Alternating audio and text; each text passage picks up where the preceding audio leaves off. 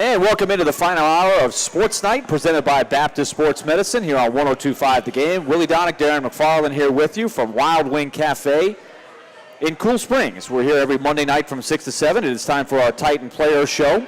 As has been the case all year long, we've got the alternating Titans. Jason McCourty on the defensive side, and tonight, representing the offense, Damian Williams, representing the Titans really, but Damian and Jason have been alternating, doing a great job for us all year long.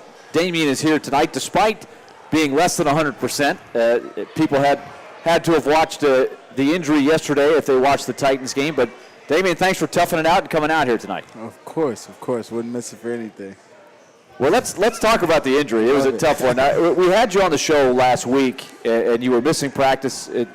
With a hamstring injury, it's always tough. We've seen it in sports going back years. It's a very difficult injury to manage. And you're trying, you want to be there for your team. You're trying to tough it out. You made a couple of nice catches, and all of a sudden the play happens and you re-aggravate it, and you're not the first person to have that happen to. Yeah, hamstrings are tough. They're one of those things that rest is really the only thing that can really help it. So, sometimes you try to go out there and push it, and maybe I shouldn't have pushed it. But, things happen, and it's kind of like a freak accident for real. It wasn't really that I really got hurt so much in the field of play is so much that just off the field of play. Just take us through that process whenever you are battling an injury like that, and basically it's going to be a game time decision. So take us through kind of your Sunday morning and who you have to talk to and how you come to the decision, or the team comes to the decision you're going to be active. You pretty much talk to everybody.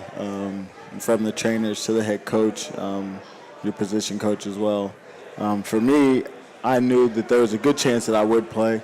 Obviously, we had to see how I felt yesterday morning, and when I woke up yesterday, went to the stadium early, did a little bit of treatment, went out and got stretched earlier, and just kind of did some drills just to see where my change of direction was, because actually just jogging or striding out wasn't necessarily a problem, but it's the stopping and the change of direction. So I went and got a feel for that. I felt like I was okay, so I let Munch know that I would that I felt good, and then obviously the trainers as well, and they made a decision to keep me up. And you made a couple of nice catches. You're starting to get into the flow some. Now, let's talk about the play. I mean, you run into the guy. It looked like you were trying to, one of those stops that you're talking about, trying to avoid the guy, and that's sort of what triggered it. Is that fair to say? That's exactly what happened. It was one of those things. I didn't want to run him over, so I kind of ran into decelerate. I ran into the back of my. I was trying to hold him up, and then when I moved to the side to avoid him, that's when it re-aggravated. I could never do the job of that guy. Well, they always have their back. Right. Their job is to watch the crowd. Right, to what's going on the field, the playing surface, and nobody, it seems like, ever tells them, hey, get out of the way. Well, even if they did, there's not enough time for the guy to react. Right? Well, it's not like you say, hey, heads up. Yeah. I guess it depends on how team that they're talking to. That's right. I don't know. Oh, boy, that was tough. You tried to do the right thing, and unfortunately it aggravated the hamstring. Yeah. Sometimes doing the right thing is not always doing the right thing, I guess. I don't know. Well, we talked to you during the week. It was a tough week for you guys trying to jumpstart the offense. Made the decision to go with Dowell Loggins. Tom Moore comes in as a consultant. So it was really tough because with the injuries on the offensive line, I have to imagine that made it difficult to do what you wanted to do.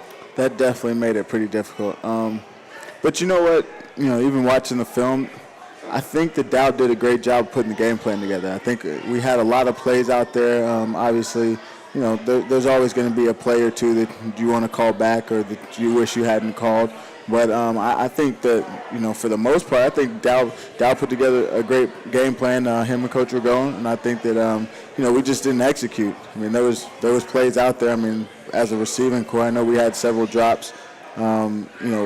6 turnovers isn't going to get it for you either. So, it's not necessarily that there weren't plays there. It's just that we just didn't execute and make them. Tell us about the drops, because your coach today said he counted anywhere from 6 to 8 drops.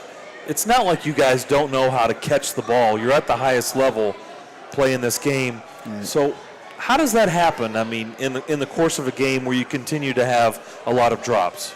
Sometimes, most of the time it's probably fatigue. When you get tired, you don't focus as much. You start to lose focus of your technique, or start to lose your detail in your route depths, or even just the way that you run your route. Pulling your arms through, whipping your head around, whatever the case may be. And usually that's usually the case. Every now and then it's a concentration issue, or you're in traffic or whatnot. But generally, you're tired. Yeah, that's what I was going to ask you. How much is it concentration, and how much is it what you were describing? Well, just when you get tired, you have to concentrate more. It just kind of comes with it, and I think that's usually what it is. A lot of times you'll see receivers, when their legs are tired is when they drop the ball, because, you get so focused on the fact that you're trying to run your route or trying to get in and out of a break that you forget about the part that usually comes pretty natural. Let's go back to the game plan for a minute, because it would be easy for people to say, hey, they made the switch and it didn't work. But you can't judge an offense coordinator on one game. So it seems to me like you guys feel like you have the confidence that you're moving in the right direction here offensively, and it can work. No, most definitely. I mean, obviously, we would like to have, our full offensive line as well. Yeah, and that's going to be a challenge going forward here, because they announced today David Stewart, and it's not surprising when they brought the card out there. You kind of feared the worst, but he's out for the season.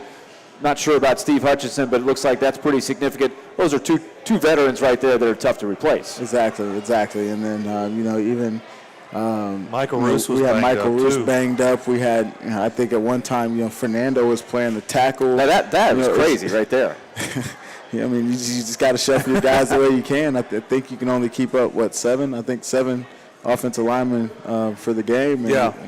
Your coach said he's 2 or 3 go down, or 2 go down. Yeah. You're looking. I think we even had considered maybe putting Craig Stevens at tackle for maybe a play or something if it came down to it.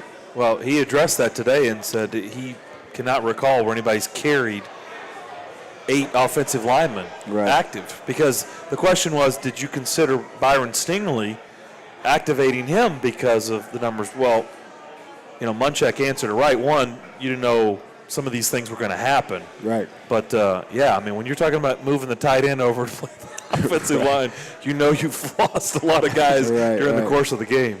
And that's a tough defense, too. Defense. It's not like we were playing a terrible defense as well. We were playing a pretty good defense. So one thing I liked, Damien, maybe you could comment on this, and hopefully we get a chance to. I see Jake coming in here. We'll get to Jake in the next segment, but I liked how the offense sort of stayed with it. It wasn't really clicking in the first half, but things started happening much better in the second half. You didn't totally unravel. You kind of stuck together. Right, and I think that's just a testament to the type of players we have on our team. I think, we obviously knew the situation wasn't the most ideal. We had a lot of people injured, like I said. We had a lot of people playing out of position. But one thing we do believe in is we believe in each other. We believe in Jake. We believe in our line. We believe in our receivers and our running backs. And, at some point something's going to happen. And we believe, we keep plugging that it will happen, and that's usually what it does. Damien Williams is here with us at Wild Wing Cafe. When we come back in our next segment, quarterback Jake Locker is here at Wild Wing Cafe in Cool Springs. We'll talk to him, talk a little football, and meet our Swift Rick Sox Little League Team of the Week as well. Looks like they are representing Mount Juliet. We'll learn more about them when we come back. Stay tuned. We're coming back with more of our Titans Players Show here on Sports Night, presented by Baptist Sports Medicine on 102.5 The Game.